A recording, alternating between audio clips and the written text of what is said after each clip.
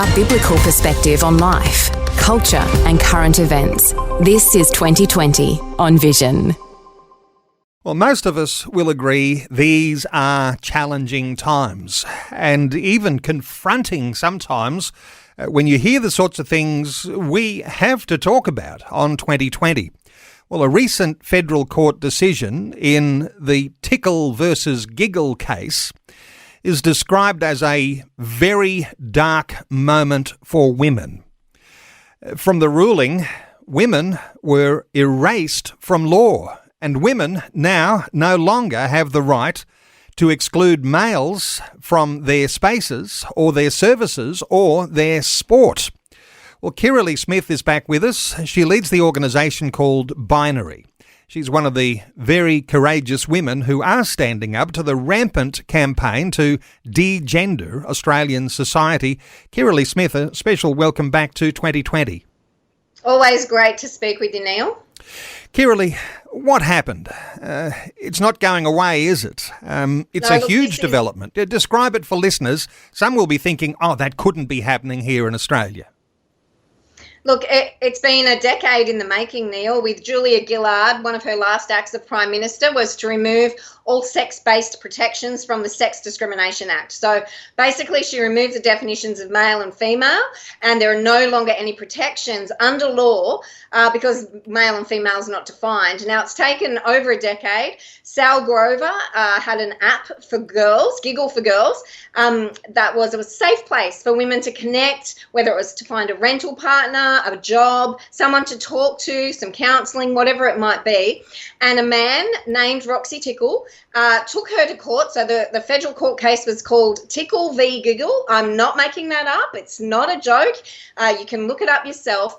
And that went to hearing about 4.5 months ago. And Justice Bromwich just handed down his decision where he confirmed that women have no protections in law, that he said the extraordinary statement that people can change their sex, which, Neil, you and I know, history knows, science knows, the Bible knows, everybody knows. Nobody has ever changed their sex yet. A federal court judge has said that a person can change their sex, and therefore Sal Grover was guilty of indirect discrimination against the male, Roxy Tickle, by not allowing him access to the female-only app. Now, this has extraordinary consequences for all Australians. For Sal herself, she's been fined $10,000 and has to pay up to $50,000 in court fees. She is looking at mounting a high court challenge. But for all of us, what that means now is that males can have free access under law to female-only spaces, services and sport. And I have said over and over again, Neil, that just because something is in law doesn't make it right. We know William Wilberforce's name today because slavery was legal and he fought that and had it overturned. We know Rosa Parks' name because racism was legal in America and she stood up to that. She rebelled, as did many other people, and had that law overturned because they're bad laws. This is a very bad law and harms women and children, and we must resist it. One of the good things we might say about our system is that there is often a higher court to appeal to. And you mention the likelihood of an appeal, a high court appeal. One might hope that a high court appeal might go the way of Sal Grover. If it doesn't, that would be the nail in the coffin, would it not? Look, it would make it really difficult. The point here is, I mean, it's already cost Sal about $500,000 to defend herself. It's cost Roxy Tickle nothing. The same will happen again in the High Court, except it will probably cost her more like $700,000 to $1 million. But the real problem here that can be solved tomorrow, Neil, is if the government put the definitions of male and female back into the Sex Discrimination Act. So this really lies on the shoulders of our legislators. They need to understand how dire this situation is and that they are responsible and that they can do something about it. And so for your listeners, for all of us today, it's really important that we get in touch with, educate and inform our political representatives because they're meant to represent us, to explain to them how devastating this situation is, and they need to do the right thing and write biology, fact, evidence-based science back into law. Kirralie, you mentioned Julia Gillard when she was Prime Minister, and it might seem a little ironic here that it was a woman who opened the door to the downfall of woman as a defining concept. Do you think she knew what she was doing at the time? Look, I mean, we can only speculate, can't we? I can't read her mind, and I don't know what her ulterior motive may or may not have been, but she's famous for her misogyny speech, and yet that action of removing the definition of female from the legislation was the greatest act of misogyny that Australia's ever seen. It allows... and I'm not putting all men in this category at all, Neil. There are many, many good, wonderful, amazing men in this country, but it allows the bad ones, the misogynistic ones, to have free reign over us. And so she won't go down in history, for many reasons, as a great Prime Minister, but this certainly is way up there. For her to betray the female sex and our sex-based rights in this way is abhorrent, and, we really need to get into action to reverse that decision.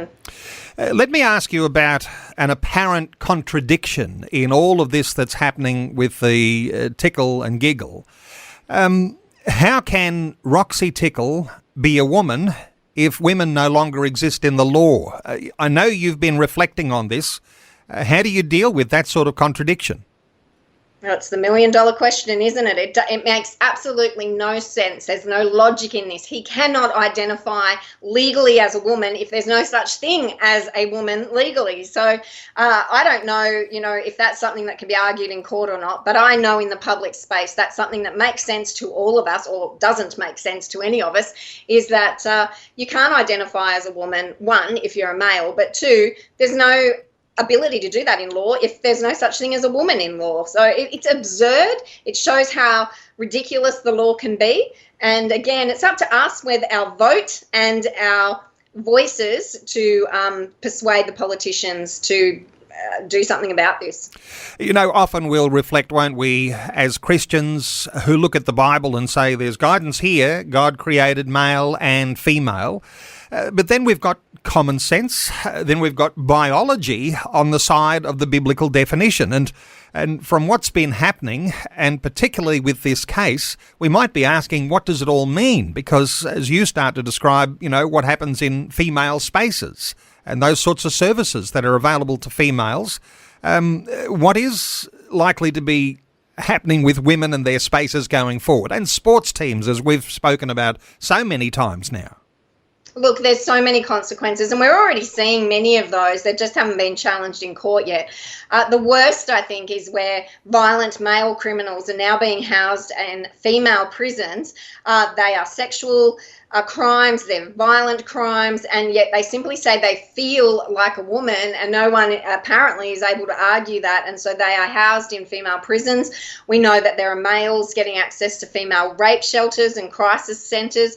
I can't imagine, how vulnerable these women are who are looking for support when they have been violently sexually assaulted, and then to have a male invade that space. We have males in things like the local swimming pools and aquatic centres using the change rooms, going virtually unchallenged. And we know that there are many males playing in female sports. And this is all based on their feelings, which are not measurable, which are fluid and changeable, and not reliable in any way, state or form. Yet the federal court has said that that's enough, and that the feelings of women like myself and, the listeners, their mothers, their wives, their daughters, are irrelevant in this situation, apparently, because if a man feels like a woman, he gets priority in law.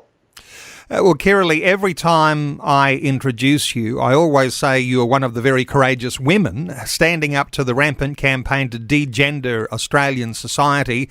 Let us in on where you're up to, because you have now been dragged before a whole lot of lower level courts and tribunals, and some things are being escalated. What's the latest with your own legal battles where this lawfare has been happening and activists have been taking you to court and taking all of your time and resources? Where are you up to?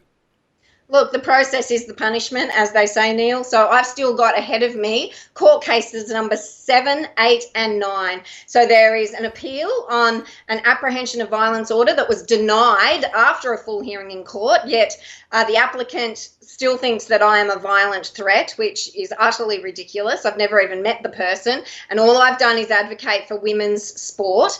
And then 2 male soccer players have filed vilification complaints in the federal local court against me that I will have to defend for calling them male. They believe that it's vilification, that I've referred to them as male and I've identified them as male in female sports. And Neil, I will say I will not apologise and I will not back down, because women deserve sex-based sports.